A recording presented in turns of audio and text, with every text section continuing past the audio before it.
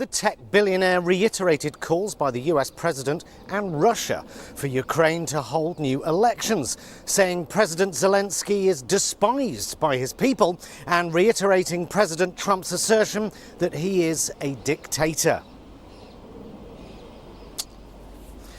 Neville Chamberlain must be up there now, must be down there now, thinking at last a bigger fucking pussy than I was, because at least Neville Chamberlain didn't come back reading from a bit of anti-Czech propaganda that Hitler had written for him.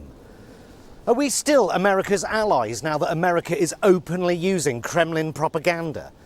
Trump is clearly one of the worst negotiators in geopolitical history. The first time ever an American president has criticised an ally for not surrendering to an invading army. You fucking pussyhole. Trump claiming that Ukraine started the war is like Roosevelt saying, well, what the fuck were those ships doing in Pearl Harbor in the first place? The art of the deal, eh?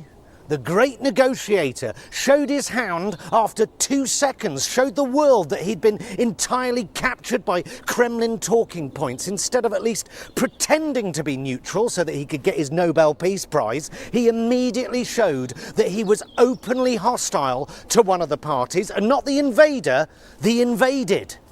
The art of the deal. The guy negotiating with Russia is a Fox News host. Although, what's the point of a functioning Defence Department if you're going to surrender to your enemy after just 1 month in office? Imagine being the President of the United States with the richest man in the world as your pet and still shitting the bed every time someone points out that you're being a wanker. And you can tell that Trump doesn't actually think Zelensky is a dictator because his nose isn't nestled up Zelensky's anus whilst giving him a reach around like he does with real actual dictators.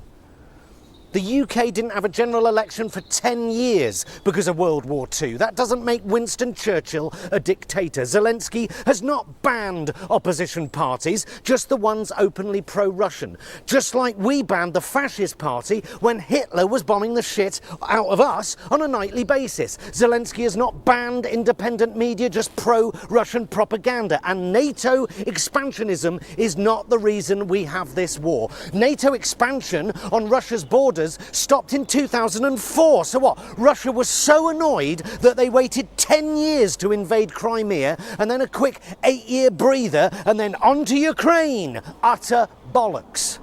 意不意外？开不开心？